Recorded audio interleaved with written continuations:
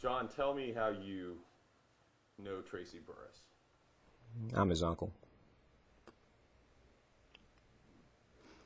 I watched him grow up. You were close to him? Yeah, very close. How close? How much time did you spend around him when he was growing up? Well, anytime I went over to my sister's, you know, always smiling, rambunctious child, full of life, energy. A good kid? Very good child. He a little daredevil in him.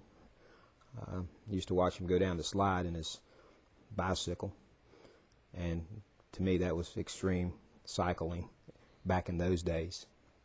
And I would just fall out because he'd crash and burn. It was funny. It was so funny. He was a big guy, or he grew into be a big man. He was a man. He was a big man. I always thought he was a boy in a man's body, because of his personality. As a child growing up, was he big for his age? Nah, extremely. I mean, his hands were like double the size of mine, triple, and it's huge. Did he play sports? No, he didn't. Not to my knowledge. But he would have made a good football player. But sports, he did enter the Tough Man contest several times. He was pretty good at that later on in life. He did. This is the fist to bare knuckles boxing, no holds barred type. No holds barred. Yeah. Did he win? He lost. He second runner up, and he laughed about it. I believe that was the case. Yeah. You know. Did he have a reputation as a tough guy? No. No, not at all. Nope. Always smiling, found humor in everything. Wouldn't hurt a flea. You were close to him growing up. When did you remain close to him through the years? I think probably the last time I saw Tracy, he come up and helped me do some work around the house. I had a building project, and I picked him up at the bus station. I believe he took a bus down, and he same Tracy I always knew. How long ago was that? It's been several years, maybe 15. Mm-hmm. So there was a period of time where you, I'm sure as we all do with our relatives, that we, people move. There was a time where you weren't in touch with them often, I'm sure. Well, yes. I talked to him a couple of times on the phone during his work release when he was in Gaston, and he called from his work release place, and we chatted, and but just as friendly and comfortable talking to him as ever.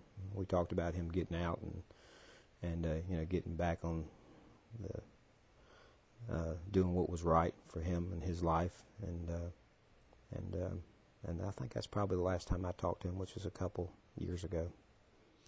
You mentioned the work release. Why was he in prison? I'm not privy to that information. I know Tracy for a long time had problems with drugs, perhaps dealing drugs, and stealing, maybe perhaps to support that habit. But I'm not privy to that, as to detailed-oriented things, and so I think that's probably the cause of his prison.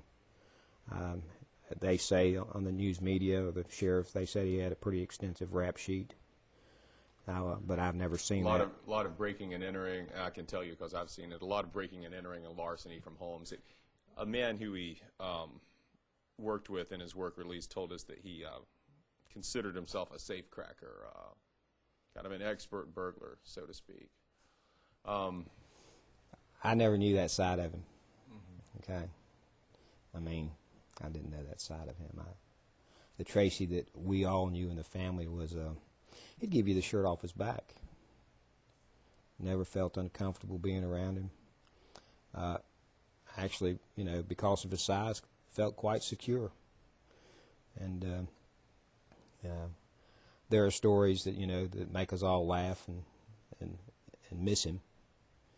But those are the stories that we remember him for who he was to us, you know, and the Tracy that we knew. The Tracy. Go ahead. The Tracy that we loved, the Tracy we grew up with. That's what we remember. The Tracy Burris you described doesn't sound like someone who could kill 5 people. No. It doesn't at all. And, you know, I guess we're still in some denial, you know. We're waiting to see the evidence as it will, hopefully, as it continues to come out. But no, that's not the Tracy that we knew at all. At all.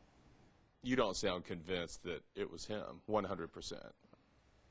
Well, they say it is, and it's, you know, it's. I think law enforcement has done a good job. Okay, I think if this is true that he did do it, and they say he did, and I do believe them because they say that they got their man, then I'm pleased. They did their job, and they saved lives in doing so. More lives, more precious lives that could have been lost. What makes you say that? Well, I say that because if he truly did this and he killed 5 people, then there was probably he may have killed more. And you know, whether he's a relative of ours or not, wrong is wrong. There are innocent people out there, and innocent lives were lost and taken. And it's hard to digest all this. I mean, so we just take one day at a time and tidbits and try to understand, ask why. When the murders were occurring, there was no suspect at the time. Were you following that when the killings were happening and there was so much fear over this serial killer? Were you aware that people were being murdered in Cherokee County? I got little glimpses of it on the TV and in the newspaper, but I was aware of what was going on, yes, and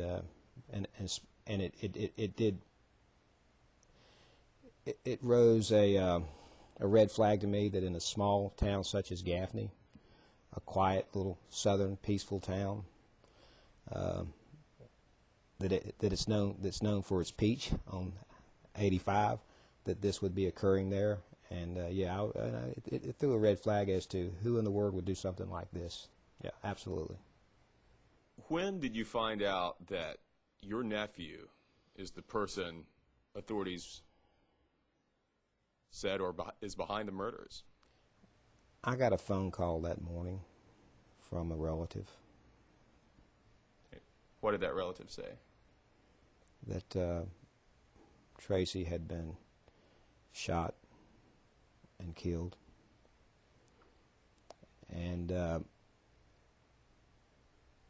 while in a home, and we all thought that perhaps he had broken into a home and somebody had been in the home and had killed him. So that's all that we knew at that point in time. When did you learn that law enforcement said he is the serial killer? Well, I think they killed him in the morning, a.m., sometime between 2 and 3 or 3:30. I don't know. I mean, it's all been a blur, but that's right. And then I think that afternoon, sometime that afternoon, they made the statement that we have our man, or we think we have our man. So, you know, within the timetable of when he was shot, and we thought, well, he broke into the wrong home. And then the timetable of when they released that they had their man, maybe 12 hours or 11 hours, I don't know. I didn't see the report, but it was quite, I was in disbelief and shocked and distraught. And, you know, you see on TV people that commit heinous crimes, and you read about serial killers or murderers or people that do things, and to have something so close within the family is just unbelievable. It's unbelievable.